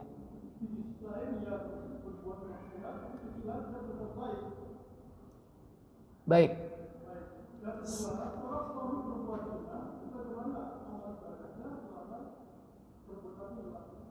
Baik. Jadi di dalam Islam itu antara pahala dan dosa itu berbeda. Masing-masing berdiri sendiri. Maka dia ketika hidup di dunia bisa jadi aktivitas dalam keseharian dia menumpuk pahala untuk bekal akhiratnya. Tapi bisa jadi pada saat yang sama dia juga menumpuk dosa. Dia menumpuk dosa yang itu akan membahayakan kehidupannya dunia dan akhirat. Contoh, ada seorang muslim sholat, berarti dia menumpuk apa? Pahala. Dia puasa, menumpuk pahala. Dia berzakat, bersedekah, membaca Al-Quran, berbakti kepada kedua orang tua, itu adalah amal soleh. Kalau itu dilakukan secara ikhlas dan sesuai tuntunan, maka Allah akan menyimpan pahala itu untuk kehidupan akhiratnya. Tapi pada saat yang sama, kadang dia juga melakukan perbuatan dosa. Mungkin dia mencuri, walaupun kecil-kecilan. Mungkin barangkali dia mendolimi saudaranya dengan menghibah, menjatuhkan nama baiknya, menfitnah. Atau mungkin dia minum khamr atau berjudi, bahkan berzina. Ini merupakan sesuatu yang berdiri sendiri. Di antara amal soleh saja itu berdiri sendiri, di antara perbuatan dosa itu berdiri sendiri, apalagi berbeda antara keduanya. Yang satu positif, yang satu negatif, yang satu pahala, yang satu dosa. Maka ini berpisah, berdiri sendiri. Maka disitulah nanti adanya perhitungan akhirat yang bernama mizan, di mana manusia akan ditimbang antara baik dan buruknya. Nah, pertanyaan Bapak, bagaimana ketika hal itu terjadi di dunia? Orangnya rajin beramal soleh, tapi di saat yang sama juga dia melakukan perbuatan dosa besar. Contoh, dia berzina, tapi rajin sodakoh. Apakah sodakohnya diterima? Fa insyaallah sodakohnya diterima. Karena itu amal yang berbeda. Misalnya lagi, dia berzina, kemudian dia berbakti kepada orang tuanya. Apakah berbakti kepada orang tuanya diterima oleh Allah pahalanya? Diterima, karena berbeda. Karena tidak ada keterkaitan antara dosa tersebut dengan amal soleh.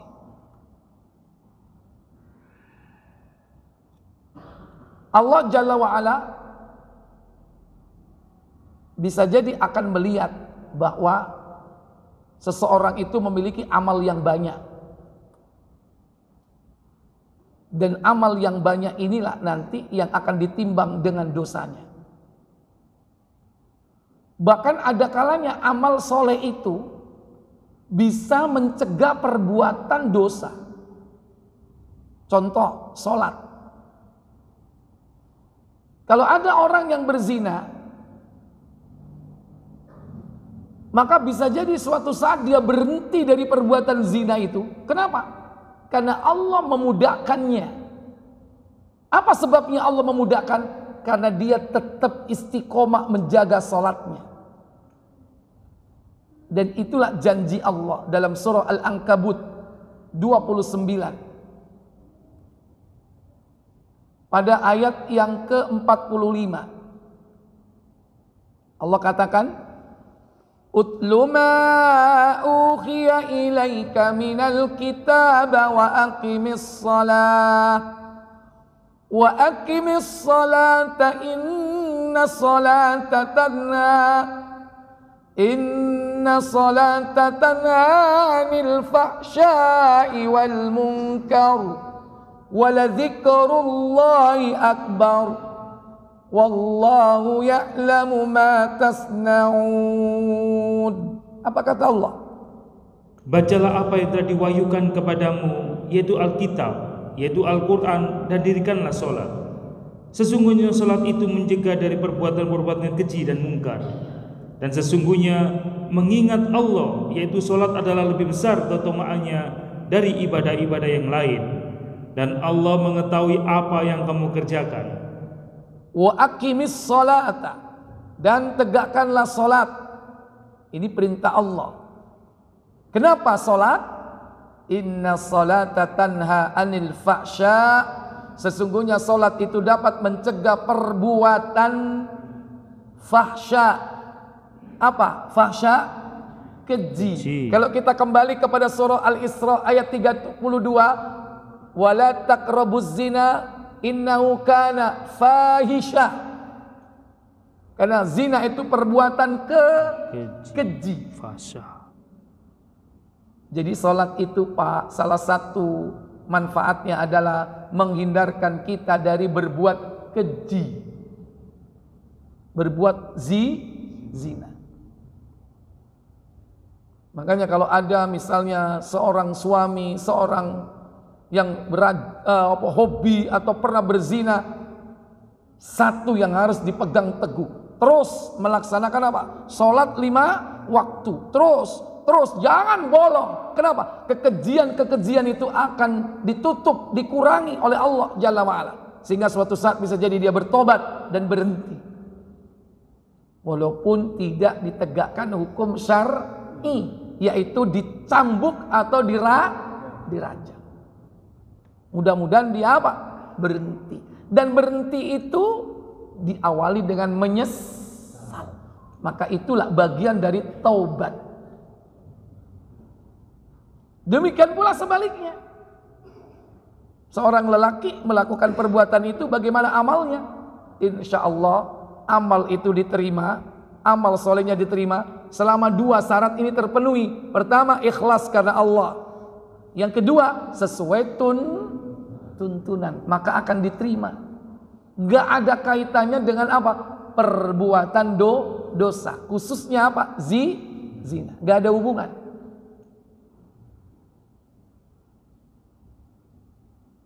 Cuman kadang kita jangan terpengaruh dengan cerita pelacur masuk surga hanya karena apa? Meminumi anjing. Dari kisah itu pertama yang menjadi pelajaran, itu artinya antara amal soleh dengan zina terpisah.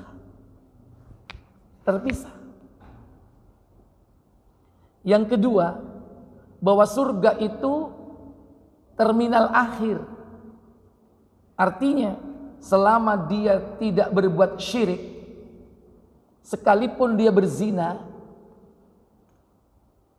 Suatu saat dia akan dikeluarkan dari neraka karena syafaat.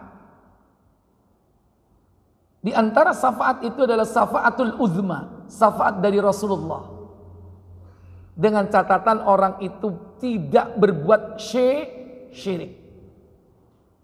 Sehingga ketika dikeluarkan dari neraka, diampuni dosanya, Allah masukkan ke dalam surga. Jadi pelacur masuk surga itu apa? Terminal akhirnya. Bukan mati langsung masuk surga, enggak. Dia tentu akan disiksa dulu kalau dia belum tobat dari perbuatan zinanya. Disiksa apa? Disiksa karena berbuat zina. Baru kemudian ada syafaat, dikeluarkan masuk surga akhirnya. Pelajaran ketiga bahwa cerita itu menunjukkan apa? Pelacur ini tidak berbuat syirik. Nah, kalau pelacurnya berbuat syirik, tidak akan pernah diampuni oleh Allah. Tidak akan pernah keluar dia dari neraka. Dan tidak akan pernah dia masuk ke surga. Dan yang keempat, jangan memberi minum itu menjadi pembenar perbuatan zina. Kalau pelacur aja memberi minum anjing masuk surga, saya lebih hebat dong, saya punya anak yatim. Hasil dari melacurnya dipakai untuk bangun anak panti asuhan, menyantuni anak yatim. Kalau anjing diberi minum aja masuk surga, saya minumi orang. Berarti boleh dong aku tetap dalam profesiku. Yang penting aku beri apa? Minum. Minum siapa? Anak yatim. Jangan sampai kita punya pemahaman seperti itu. Hadis tersebut atau seandainya itu riwayat yang sahih, itu untuk memotivasi bahwa manusia itu jangan berputus asa dari rahmat Allah. Dan yang kedua, semua itu dilandasi dengan tauhid kepada Allah. Walaupun dia berbuat dosa, selama dia tidak berbuat syirik, fa insyaallah suatu saat Allah akan ampuni dosanya. Wallahu a'lam. Yang lain, silakan Pak. Waalaikumsalam.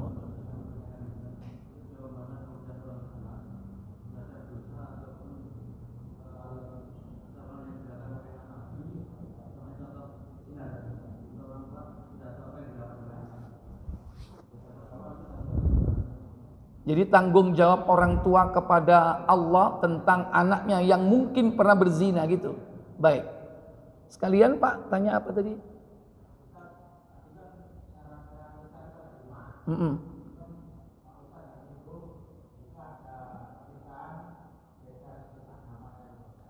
Oh iya. Baik. Nggih, matur nuwun.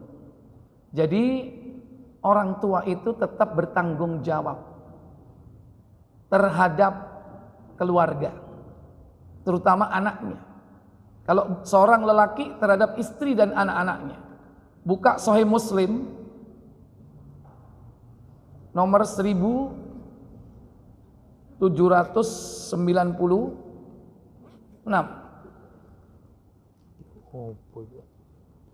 Bismillah pura. Diselak bededak deh. 796.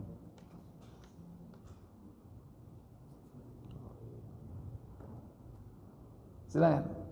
Dari Ibnu Umar radhiyallahu anhuma, dari Nabi sallallahu alaihi wasallam, beliau bersabda, apa sabda beliau? ketahuilah, setiap kamu adalah pemimpin dan setiap kamu akan ditanya tentang kepemimpinanmu.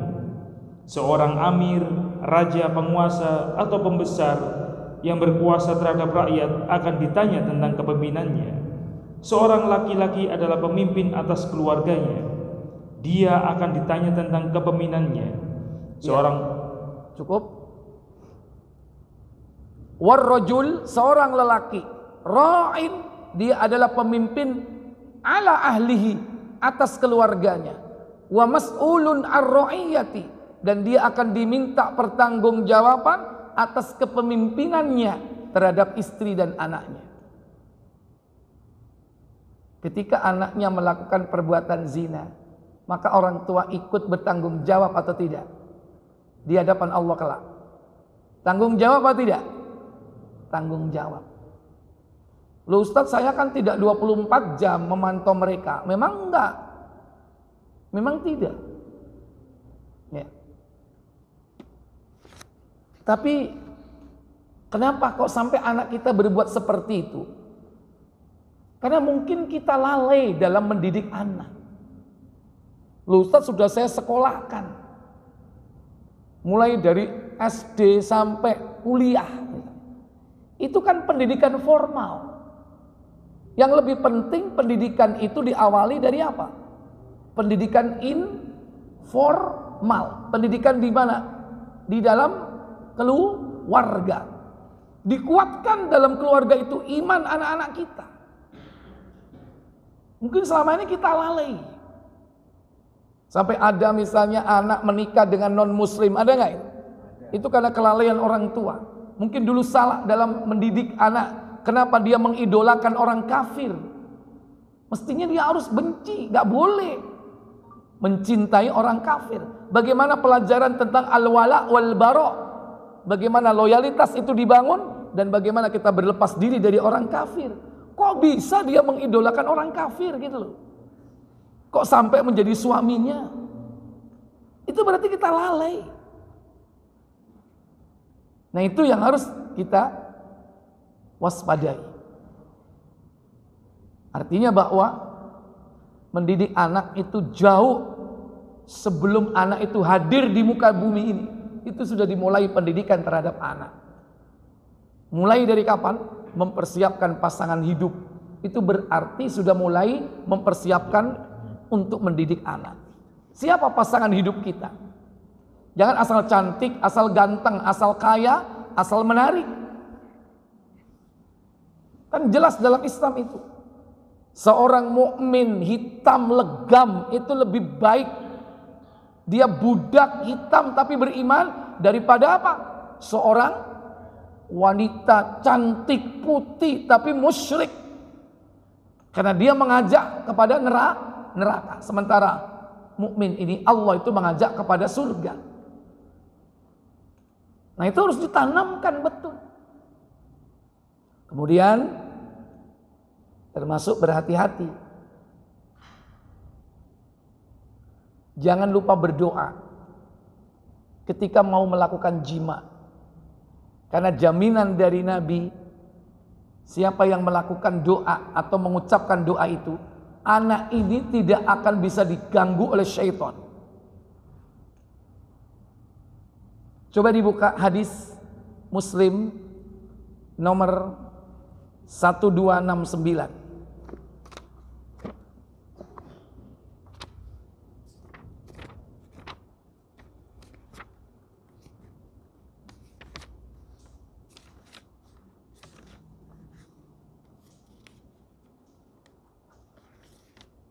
Keliru. Bukan. 1369.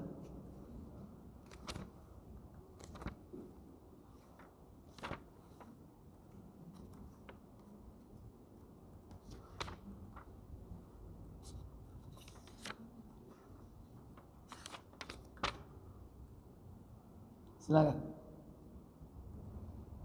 Dari Ibnu Abbas radhiyallahu anhuma, ia berkata, Rasulullah SAW bersabda, Apa sabda beliau? kalaulah mereka bila hendak bersetubuh membaca doa, Bismillahi Allahumma janib nas syaiton wa janib syaiton wa rozaktana. Ma rozaktana. Iya, ma rozaktana. Maka jika ditakdirkan Allah mereka memperoleh anak dari persetubuhan itu, setan tidak kuasa mengganggu anak itu selama-lamanya. ya, ini kata Nabi ya. Jika ditakdirkan Allah mereka memperoleh anak dari jima tersebut, maka setan tidak akan kuasa mengganggu anak itu selama-lamanya. Apa maksudnya? Dapat mengganggu anak itu selama-lamanya? Dia nggak dapat. Pertama, anak ini tidak akan dimurtadkan. tidak akan murtad. Kenapa? Karena dia hasil dari sebuah aktivitas jima yang diawali dengan doa. Allahumma jannibna syaitan wa jannibis syaitana ma razaqtana. Wahai Allah, jauhkan setan dari kami berdua dan jauhkan setan dari rizki yang akan kau berikan kepada kami berdua. Maka dijauhkan dari apa? Murtad. Pengertian yang kedua, dijauhkan dari setan di sini tidak akan diganggu apa? Dia tidak sampai melakukan perbuatan apa? Zina.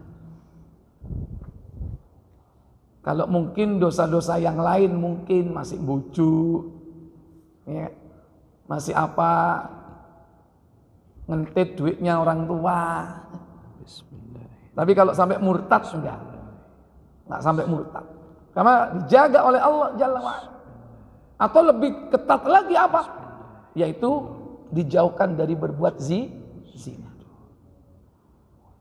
Berarti sampai memulai dari membangun keluarga, memilih pasangan hidup, ketika kita memulai pengen mendapatkan anak, semuanya itu harus dipersiapkan. Nah, kalau seandainya hal itu sudah terjadi, maka jangan sampai salah dalam mensikapi. Maaf, kadang ada kasus-kasus dalam kehidupan ini, ketika anaknya hamil di luar nikah, itu justru umumnya malah dinikahkan.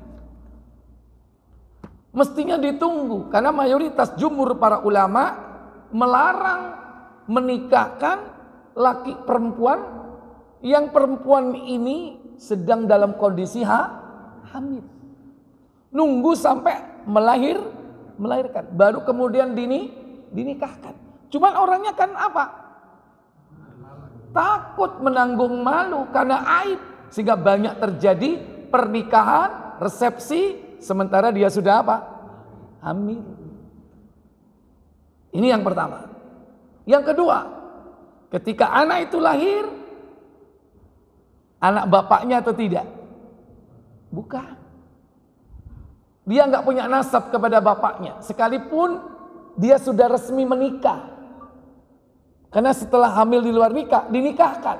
Begitu lahir, maka di akta kelahiran dia berani menyematkan nama bapaknya di belakang nama anaknya ini.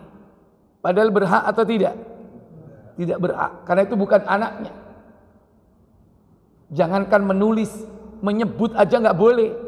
Menyebut nama bapak yang bukan haknya, diletakkan bin di belakang nama anak biologisnya, tapi bukan anak syar'inya. Nyebut aja nggak boleh, apalagi ditulis di catatan sipil, ditulis di akta kelahiran. Dosa kedua. Yang ketiga, kalau anak ini misalnya perempuan nanti menikah, kadang bapak biologisnya lancang, apa lancang? Berani-beraninya dia menikahkan putri biologisnya, padahal putri biologis sementara dia bukan bapak syar'i, nasabnya tidak nyambung dengan bapaknya, maka diharamkan dia menikahkan.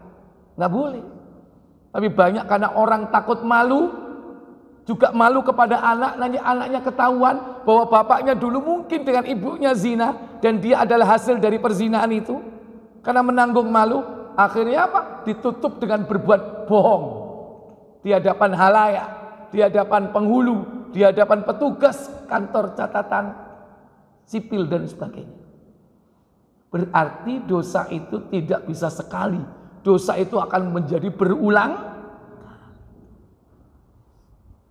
Jadi begitu, wallahu a'lam.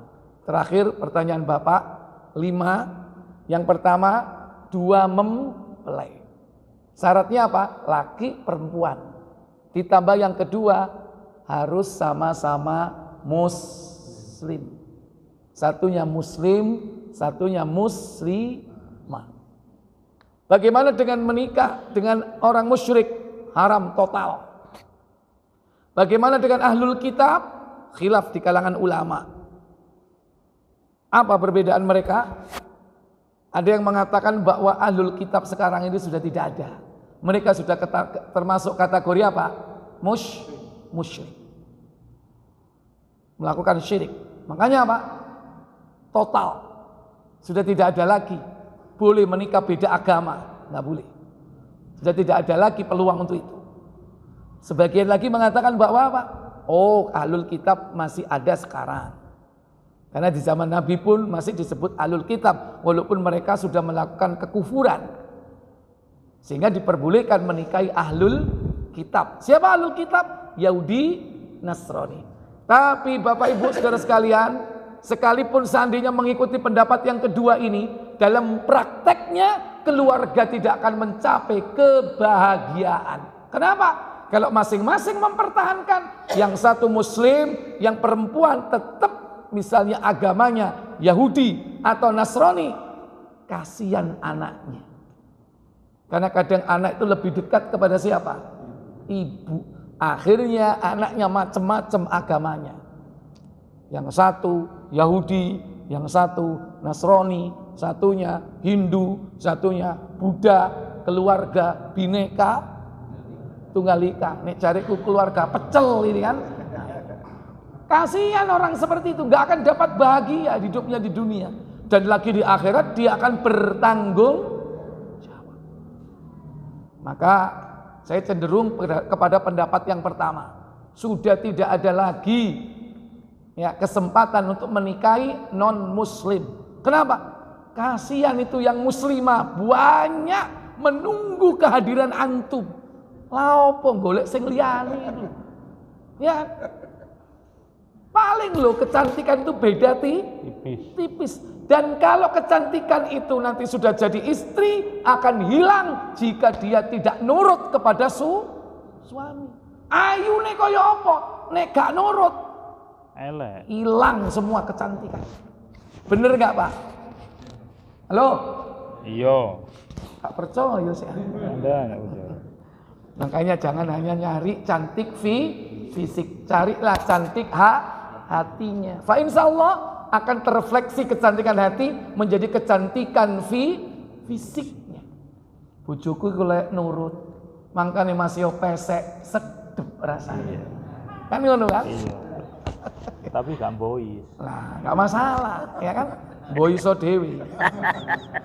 Baik, saya pikir cukup sampai di sini. Semoga bermanfaat. Semoga kita dihindarkan, keluarga kita, anak-anak kita, istri kita, suami kita dari berbuat zina. Amin. Semoga Allah Jalla wa'ala mengampuni dosa-dosa kita dan diberikan oleh Allah kemudahan untuk meraih husnul khatimah. Amin. Wa akhiru da'wana walhamdulillahirabbil alamin. Subhanakallahumma wa bihamdik asyhadu an la ilaha illa anta astaghfiruka wa atubu ilaik. Wassalamualaikum warahmatullahi wabarakatuh. Waalaikumsalam warahmatullahi wabarakatuh.